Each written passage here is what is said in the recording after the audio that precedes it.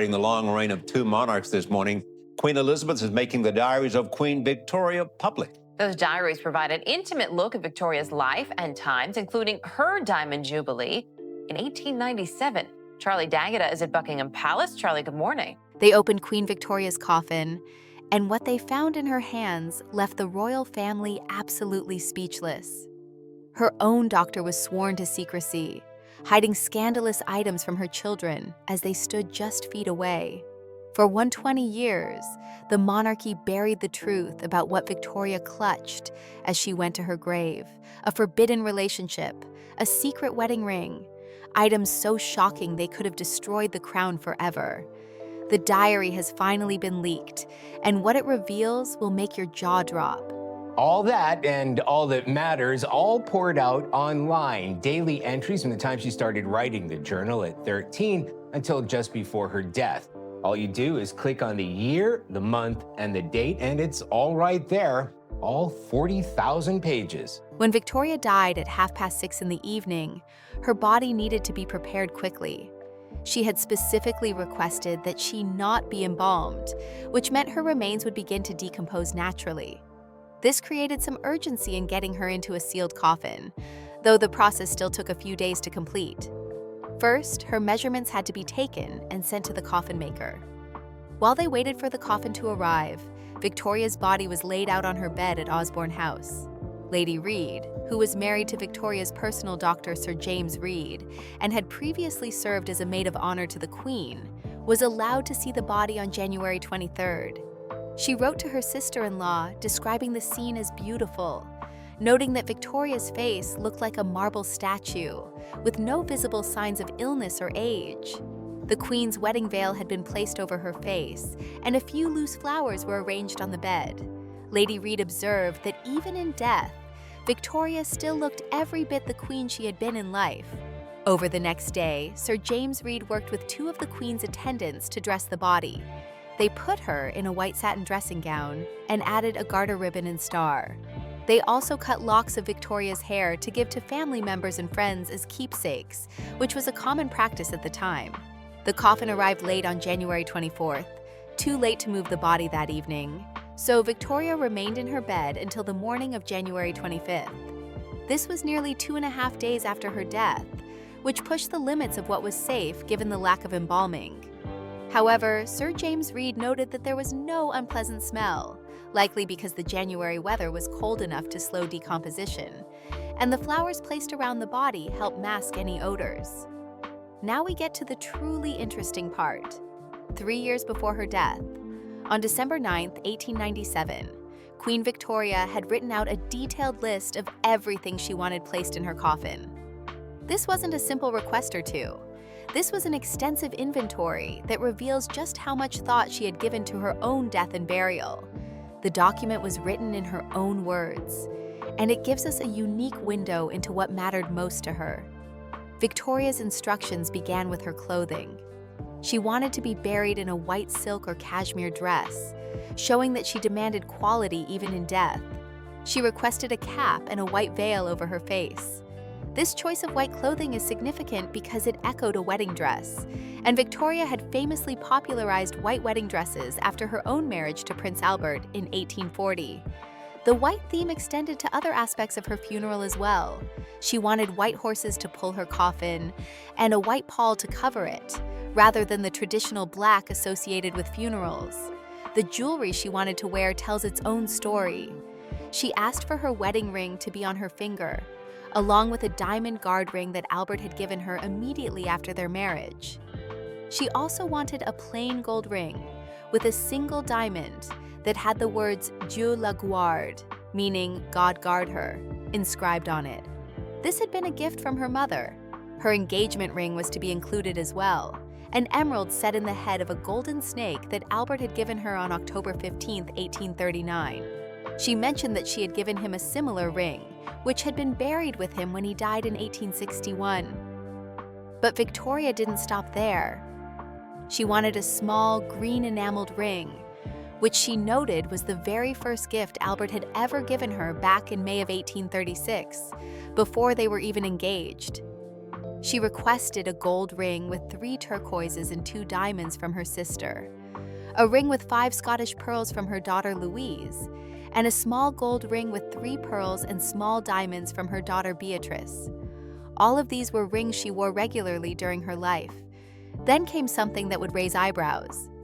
Victoria asked for a plain gold wedding ring that had belonged to the mother of her servant, John Brown. Brown's mother had given him this ring in 1875. He had worn it briefly, and Victoria had worn it constantly since his death.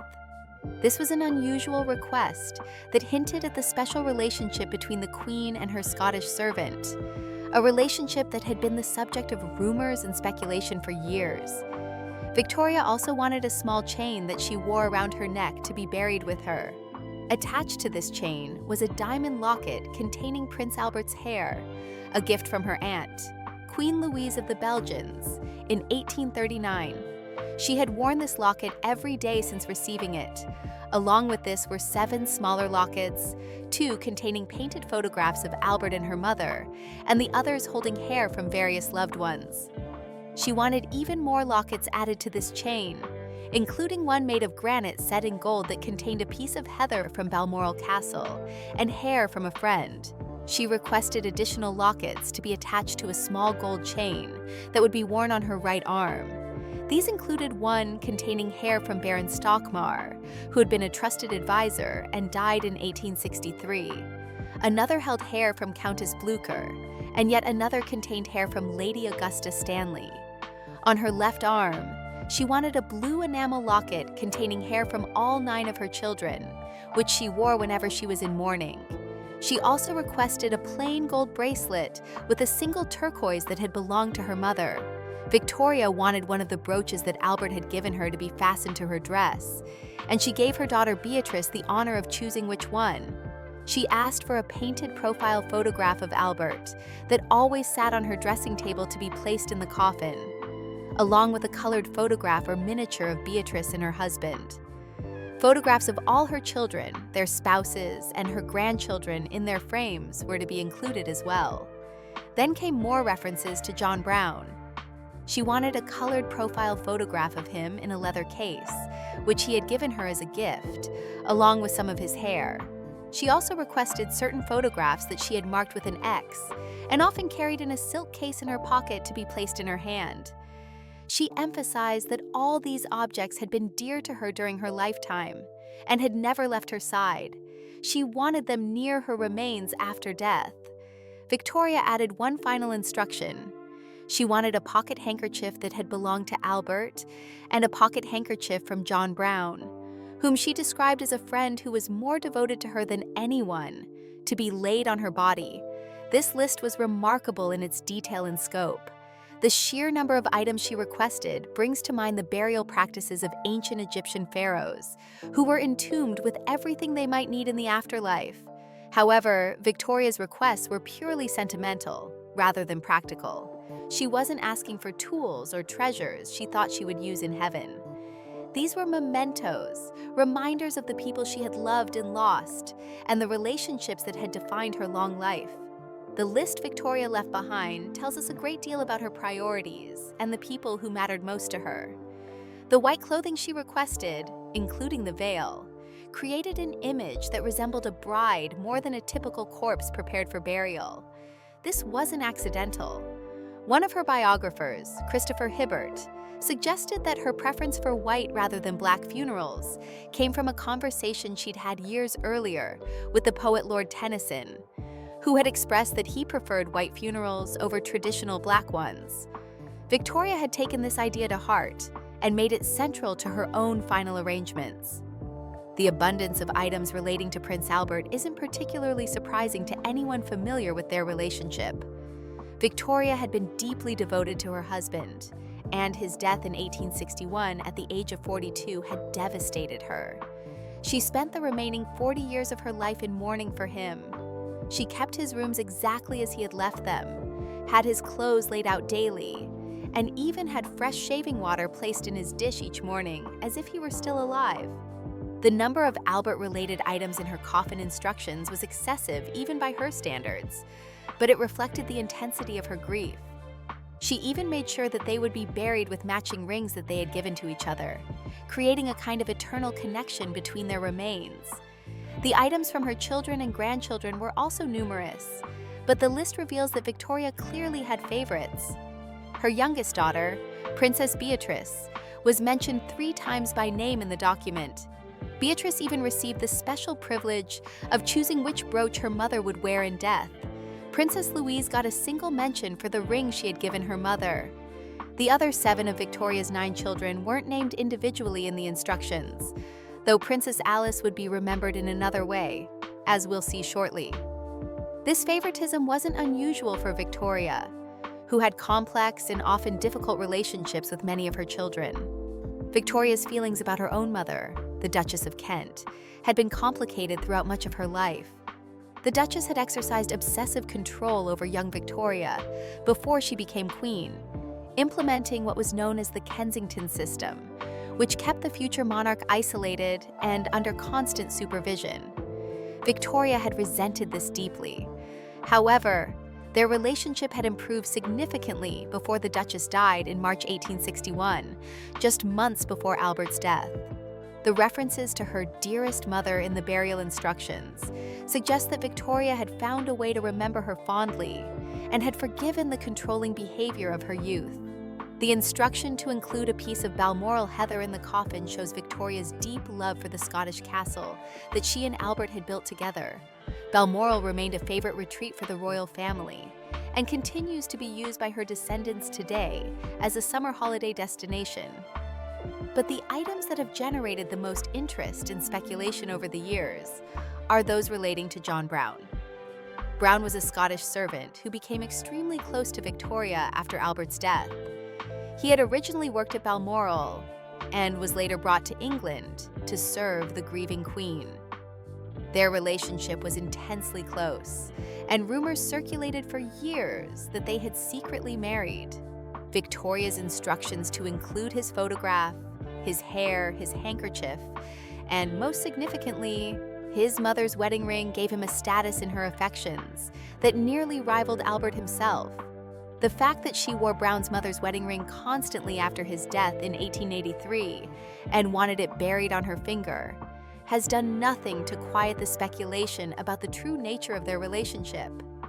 For those interested in seeing this relationship portrayed on screen, the 1997 film Mrs. Brown, starring Judi Dench and Billy Connolly, offers a sympathetic interpretation of their bond. But what did Victoria actually hope to achieve by demanding that all these items be buried with her? As a lifelong Anglican and the head of the Church of England, she believed in heaven and expected to be reunited there with those who had died before her. In the immediate aftermath of Albert's death, she had even expressed hope that she wouldn't live much longer, so they could be together again sooner. Unlike the ancient Egyptians, who believed the physical body would be important in the afterlife and carefully preserved it through embalming, Victoria had no such beliefs. She had specifically refused embalming, which meant her body would decompose quickly. She must have known that many of these items would be destroyed by the natural process of decay. The handkerchiefs laid on her body, for instance, would certainly have disintegrated over time. The best explanation seems to be a kind of mental contradiction. On one hand, Victoria understood that her dead body would be of no use to her in the afterlife. On the other hand, she found comfort during her life in imagining her corpse, and eventually her skeleton, and eventually just dust, being surrounded by all these meaningful objects. It doesn't make complete logical sense, but grief and sentiment rarely do. She may have viewed it as a final act of loyalty to everyone she had loved. Perhaps she imagined meeting them in heaven and being able to tell them that she had kept faith with them until the very end, never abandoning them even in death. There may also have been a performative element to her thinking. Royalty are always being watched, and their every action is analyzed and discussed. Even death was, in a sense, a performance. Despite the private nature of some of her requests, Victoria may have anticipated that the list of items in her coffin would eventually become public knowledge.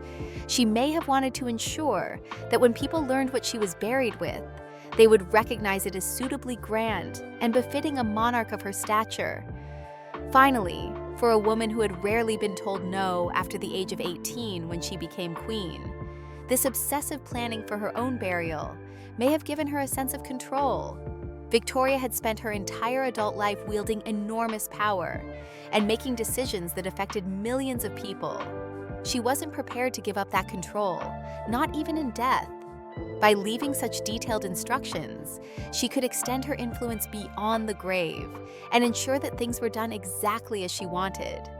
The intense sentimentality she displayed in wanting mementos from nearly all her immediate family members and close friends was very much in character. Victoria had always been fascinated with death rituals. She had even arranged elaborate burials for her dogs, providing them with lead coffins and commissioning statues in their memory. She enjoyed visiting graves and mausoleums. Even in the Victorian era, when wearing mourning clothes for deceased relatives and keeping locks of their hair in special jewelry was completely normal, Victoria's obsession with death and remembrance was considered extreme. The way she wrote out the list is also revealing. She didn't need to explain when she had received each item or when certain people had died, but she included those details anyway. Reading the document, you can sense her reliving the memories associated with each object. She was unable to turn off that strong sentimental streak, and she couldn't loosen her grip on those who had died before her, especially Albert. In her mind, to do so would have meant she didn't truly love them. Her detailed requests created immediate practical problems for those who had to carry them out. Victoria was barely 5 feet tall, which meant her coffin would be relatively small. Fitting all these items inside while also keeping some of them hidden from the royal family at the funeral would be a challenge. After her death, Sir James Reed spoke with Mrs. Tuck, one of the Queen's attendants, who read him Victoria's instructions. Some of the items, Mrs. Tuck explained, were meant to be placed in the coffin secretly, without the family seeing them. Since she couldn't accomplish this alone, she asked Reed to help her, and he agreed. Reed kept a private diary, and his entry for January 25, 1901, reveals exactly how they managed to fulfill Victoria's wishes while keeping them secret from her family. At 9:30 in the morning, Reed went to the Queen's room and worked with Mrs. Tuck and another attendant, Miss Stewart, to arrange items on the floor of the coffin. These items were laid over a layer of charcoal that was about 1.5 inches thick. The charcoal was necessary because the body hadn't been embalmed and wouldn't be buried immediately. It would absorb moisture released by the corpse and help control the smell of decomposition.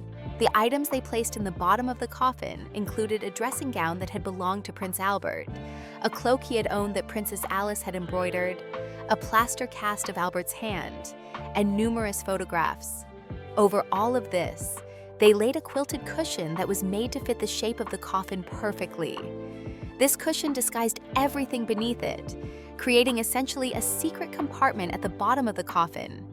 When you looked at the coffin, it appeared as if nothing had been placed inside at all. The mention of the cloak embroidered by Princess Alice is particularly touching. Alice had died before her mother, passing away on December 14, 1878, which was the anniversary of her father Albert's death. This tragic coincidence had affected Victoria deeply. The plaster cast of Albert's hand was an object that Victoria had slept with on many nights after his death.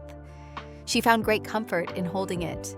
This detail was actually what inspired much of the historical research into what was buried with Victoria, as the image of the widowed queen sleeping while clutching a plaster replica of her dead husband's hand is both heartbreaking and unforgettable. After the secret compartment was prepared, Reed had the coffin makers, led by a man named Woodford, move the empty coffin next to Victoria's bed so it was at the same level. He then sent these workers into an adjoining dressing room. The Princess of Wales, who would soon become Queen Alexandra, came into the room with her husband, the future King Edward VII. They spent a few minutes alone with Victoria's body, and Alexandra placed some flowers on it. Then Reed brought in several other people to help move the body into the coffin. This group included Kaiser Wilhelm of Germany, who was Victoria's grandson, the Duke of Connaught, Prince Arthur of Connaught, the attendants, Mrs. Tuck, and Mrs. Stewart and Ticking, and the workers Woodford, Scott, and Spencer. the group of 10 people worked together to lift Victoria's body. Mrs. Tuck and Reed held the head, the 2 other attendants held the feet, and the others used straps that had been placed under the body to support it from the sides. It seems remarkable that royalty like Edward VII and Kaiser Wilhelm would participate in the physical task of moving the body, but they did.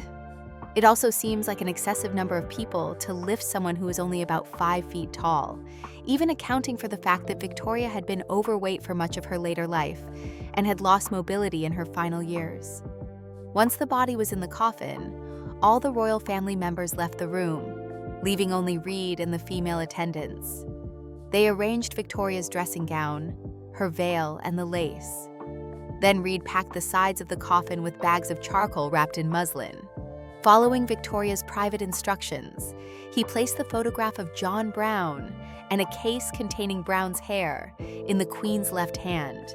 He wrapped these items in tissue paper and then covered them with the flowers that Queen Alexandra had brought. This clever arrangement meant that when the family members came back for a final look at Victoria, they didn't notice the items hidden in her hand beneath the flowers. The coffin that Reed sealed was only the first layer. This oak shell, as it was called, was placed inside a lead coffin, which was then placed inside a final outer coffin of oak. Together, the 3 coffins and their contents weighed half a ton. The coffin was transported from the Isle of Wight back to the mainland, and a funeral service was held at St. George's Chapel at Windsor Castle. Finally, on February 4, 1901, Queen Victoria was laid to rest next to Prince Albert in the Royal Mausoleum at Frogmore, which is located on the grounds of Windsor Castle. The location is fortunate because it remains within the security of the royal estate. The combined contents of Victoria and Albert's coffins represent a literal treasure trove of gold, diamonds, and precious stones that still adorn their skeletons today. Without the protection of royal security, grave robbers would find their resting place an irresistible target.